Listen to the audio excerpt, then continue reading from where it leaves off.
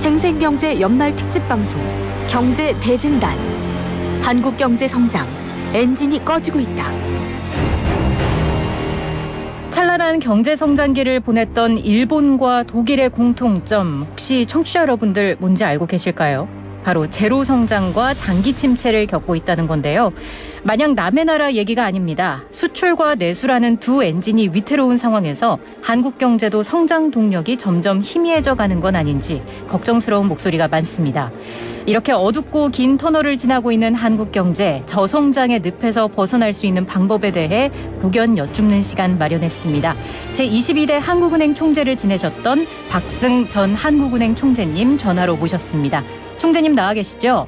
네네. 네, 안녕하십니까. 지금 상황이인 만큼 이 질문부터 좀 드려야 할 것 같습니다. 지금의 탄핵 정국이 우리 경제에 어떤 영향을 미쳤다고 보시는지요?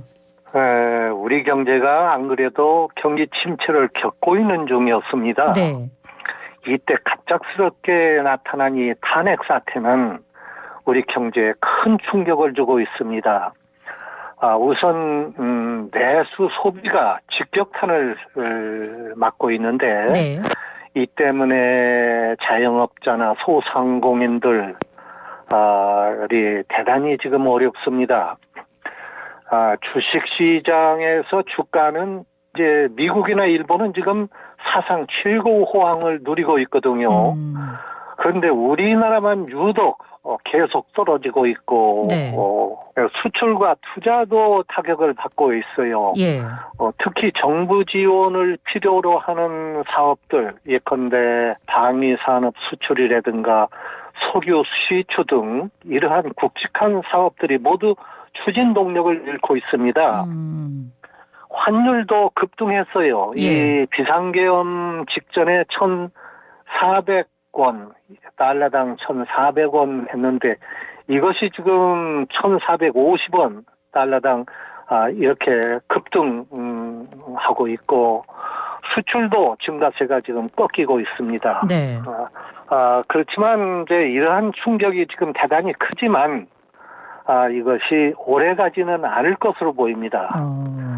탄핵 고비가 지나면 우리나라 민주주의가 더욱 굳어지는 계기가 될 것이고 경제도 활력을 되찾게 되는 그러한 전화위복이 될 수 있다 이렇게 생각합니다. 그러니까 일본과 독일의 그런 전철을 밟는 중인 건 아닌지 이런 우려가 나오고 있는데 그 부분에서 동의를 하시는 거고요. 그 원인 등에 대해서 내수 부진에 대해서도 말씀을 해주셨고 수출 감소, 투자 타격 이런 이야기를 해주셨는데 생산 노동력이 감소하고 있는 부분도 좀 짚어볼 수 있을 것 같아요. 네, 지금 우리 경제 성장률이 지금 20년 전에 5%였고 10년 전에 3%인데 올해 2%가 되고 20년 뒤에는 0%가 돼서 성장이 정지됩니다. 예. 그래서 세계 GDP 순위를 보더라도 4년 전인 2020년에 세계에서 10번째였는데 지금 14번째로 밀려나 있고 앞으로 계속 밀려나서 작년에는 인도네시아나 아프리카, 나이지리아에게도 추월당하는 사태가 될 겁니다. 이 산업 경쟁력도 계속 약화하고 있어요. 예. 철강이나 석유화학과 같은 전통 산업은 이미 경쟁력을 상실했고 반도체나 자동차와 같이 우리나라가 앞서갔던 산업이 이제 크게 위협받고 있는 상황이고 인공지능이나 로봇과 같은 첨단 산업은 이제 시작부터 뒤처져 있습니다. 네. 근데 왜 그러면 우리가 이렇게 되고 있는가 하는 것은 대충 한 세 가지 원인을 말씀드릴 수 있는데 첫 번째 지적할 수 있는 것이 저출산과 고령화입니다. 이와 같이 돼서 생산 노동력이 감소하기 때문에 저성장으로 갈 수밖에 없는 것이고 두 번째로는 우리 사회의 고비용 구조가 투자와 성장을 가로막고 있다는 사실입니다. 구체적으로 말씀드리면 높은 집값이라든가 사교육비라든가 강성 노동조합이라든가 각종 규제라든가 이런 문제들이 해결되지 않기 때문입니다. 네. 세 번째로 끝으로 말씀드릴 건 수출 주도 성장을 우리가 그동안에 해왔는데 이제 그러한 수출 주도 성장이 불가능한 단계에 이르렀다는 사실입니다. 10년 전부터 우리나라 수출 증가세는 끝났습니다. 이제 수출은 현상을 유지하거나 아니면 감소하는 그런 장기 추세를 보이고 있고 그렇게 되면 결국 내수 중심으로 성장할 수밖에 없는데 네. 그렇게 되면은 결국은 저성장으로 갈 수밖에 없다 이렇게 말씀드릴 수 있습니다. 경제가 하루빨리 활력을 되찾아야 할 텐데 그럼 이런 장기 침체 늪에서 벗어나서 성장 활력을 되찾으려면 어떻게 해야 할까요? 경제 노화를 막고 성장 활력을 되살리기 위해서는 경제 틀을 바꾸는 과감한 구조 개혁이 있어야 할 것입니다. 첫째로 노동 생산력을 감소시키지 않도록 이것을 막아야 합니다. 그러려면 국내 출산율을 높이고 이민을 개방하는 정책을 써야 될 것인데 우리나라 경우에는 지금 이 두 가지를 같이 추진해야 된다고 봅니다. 네. 두 번째로는 과학기술 주도 성장을 해야 되겠다 이런 이야기입니다. 우리나라는 자원이 없고 인구는 감소하는 나라에서 돌파구를 찾으려면 이 길밖에 없습니다. 그래서 인공지능이나 반도체, 2차 전지 등 첨단 산업에 있어서는 우리나라가 세계 제1의 절대 우위를 확보하도록 해야 될 것이고 그러기 위해서는 과학기술의 부단한 혁신을 위해서 과감히 규제를 개혁하고 정부와 산업이 공동 협력을 해야 될 것입니다. 끝으로 투자 촉진을 위한 사회 환경을 마련해야 됩니다. 우선 중요한 것은 노동개혁이 시급합니다. 가령 예컨대 미국에서는 기업이 쓰러지게 되면은 기업이 살기 위해서 불가피한 경우 해고를 할 수 있도록 노동 유연성이 보장되고 있습니다. 해고할 수 있도록 노동 유연성이 보장돼야 젊은이들의 신규 고용의 문이 열리는 것입니다. 네. 그리고 기업에 있어서 급여 체계는 현재의 연공제 중심에서 직무급과 성과급 중심으로 바뀌어야 합니다.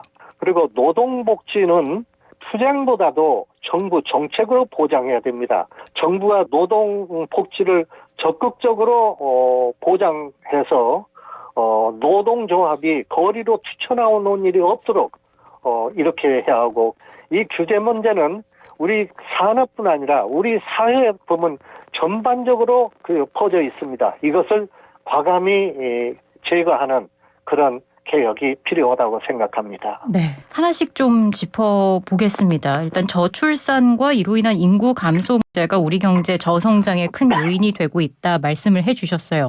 노동력 감소로 이어질 수밖에 없기 때문일 텐데 지금까지 정부는 막대한 예산을 투입해서 문제 해결에 나섰습니다만 사태는 계속 악화하고 있잖아요. 이건 어떻게 풀어나가야 할까요? 저성장을 막기 위해서는 경제 노화를 막아야 하고 네.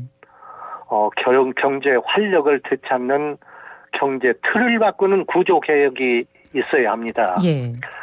근데 그 가운데 우선 인구 문제를 우리가 해결하지 못하고 있는데 인구가 내년에는 65세 이상 인구 비중이 20%가 되는 초고령 사회에 들어갑니다. 그리고 20년 뒤에는 그 비율이 37%가 돼서 세계 최고령국이 됩니다. 네. 그러면 생산 가능 인구가 감소해서 결국은 경제 성장이 정지되는 것입니다. 그런데 지금까지 정책은 일회성 현금 지급을 하거나 출산 휴가를 준다든가 하는 이른바 출산 장려 정책을 중심으로 펴왔는데 네.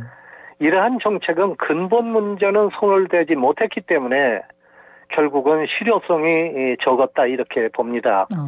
그러면 근본 문제는 무엇이냐? 이것은 주택 문제와 교육 문제입니다. 예.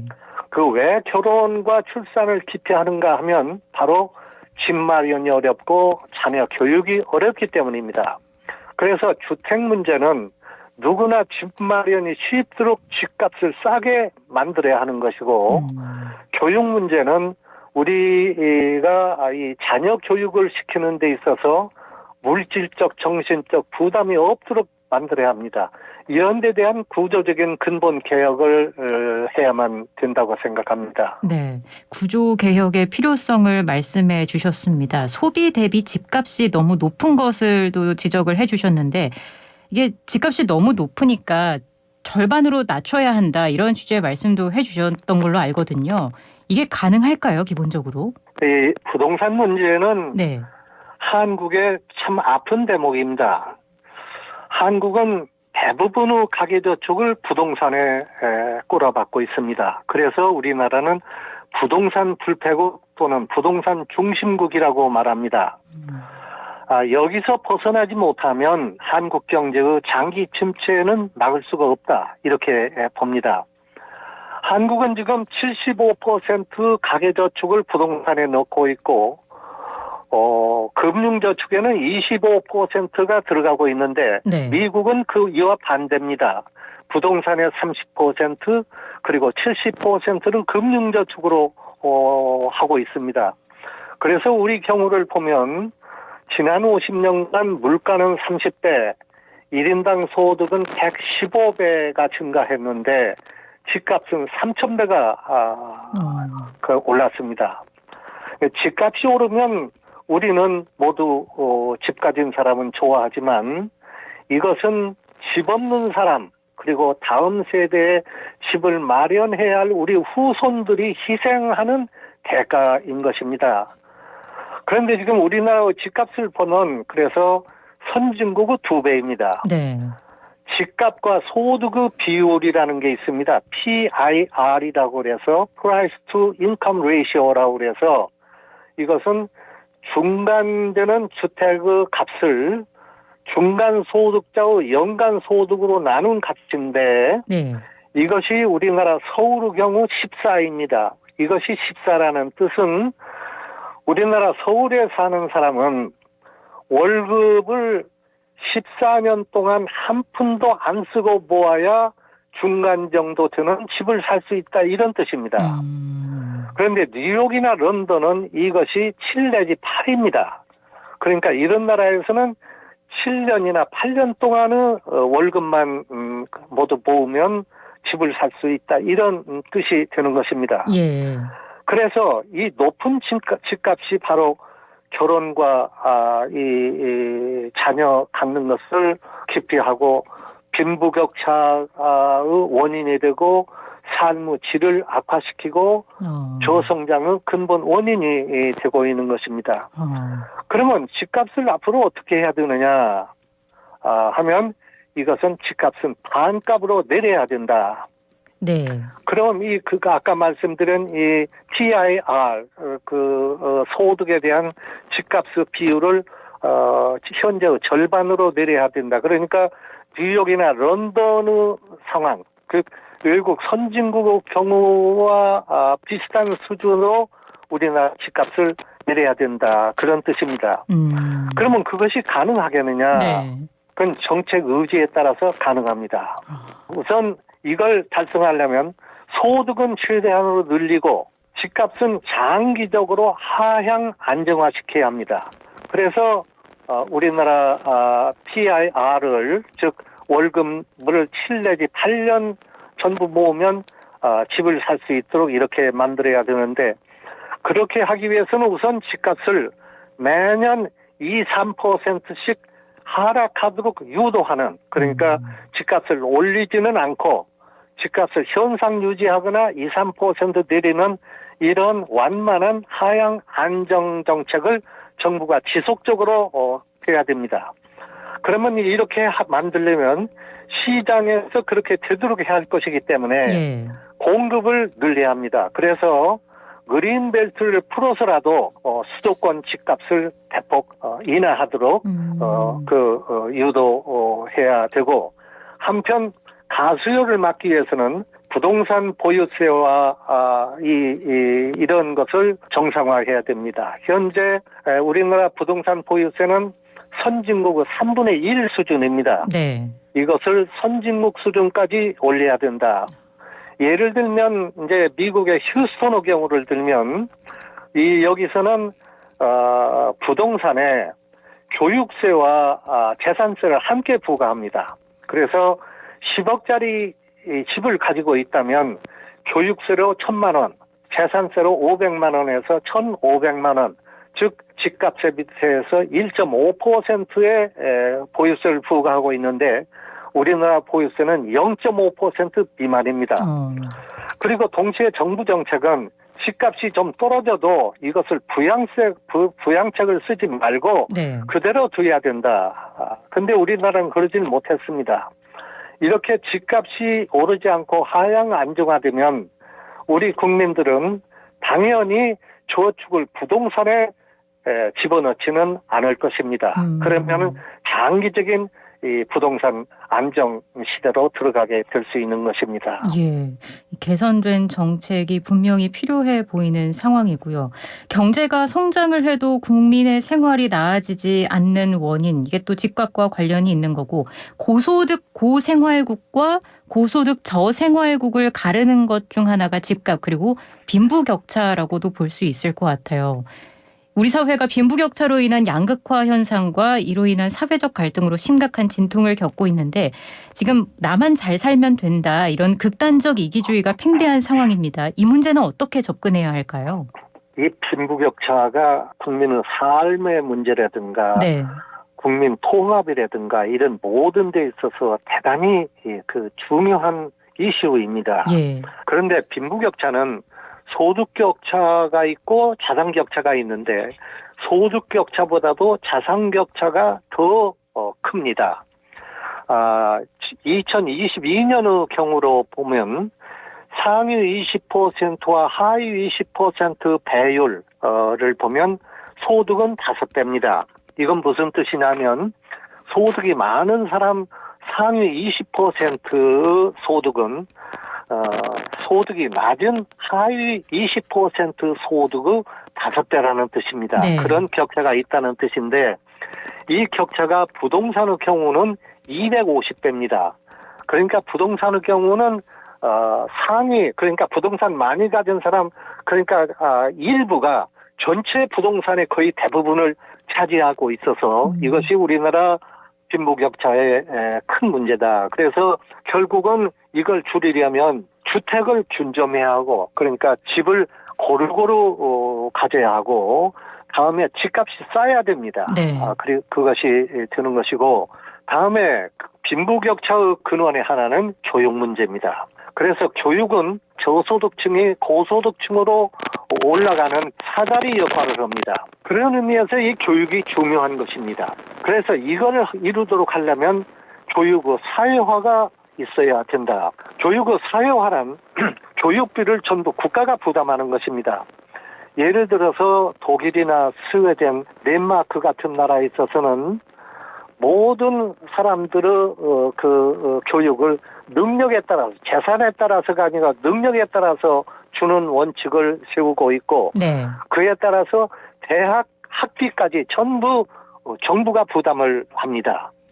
우리나라에서도 그런 점에서 대학은 부자 사람만 가도록 해서는 안 되고, 부자나 가난한 사람이나 능력이 있으면 모두 갈 수 있도록 해야 되고, 그러기 위해서 우선 저소득 자녀부터 당장 대학 교육의 전 학비를 정부가 부담하도록 해야 된다, 이렇게 생각을 합니다. 예. 다음 세 번째로서 이 양극화 문제를 해결하기 위해서는 조세 정책을 바꿔야 합니다. 조세 정책에는, 조세에는 소비세인 부가가치세가 있는데 이거는 역진세입니다. 역진세라고 하는 것은 가난한 사람일수록 부담률이 높은 세금입니다. 그리고 재산세는 부유한 사람이 많이 부담하는 세금인데, 네. 우리나라는 소비세, 부가가치 중심의 세제입니다. 그래서 가난한 사람일수록 세금을 더 내는 그런 세금입니다. 이것을 부동산이라든지 주식이라든지 암호화폐와 같은 데 부과되는 과세를 중심으로 하는 세제로 옮겨 가야 된다 이렇게 생각을 합니다. 지금 뭐 사실 이 모든 문제들을 해결하기 위해서 근본적으로 구조 개혁이 있어야 하고요. 그러기 위해서는 또 여야 할 것 없이 대책 마련에 나서는 게 중요해 보이는 상황입니다. 뭐 여러모로 쉽지 않아 보이는데 또 다른 두려운 변수가 하나 있습니다. 8년 만에 돌아온 트럼프 정부가 아닐까 싶은데요. 일기보다 더 강력한 규제와 관세를 예고해서 전 세계가 긴장 상태에 있습니다. 트럼프 정부의 정책이 한국 경제에는 어떤 영향을 줄 거라고 보시는지요? 트럼프 정책은 미국 우선주의하고 네.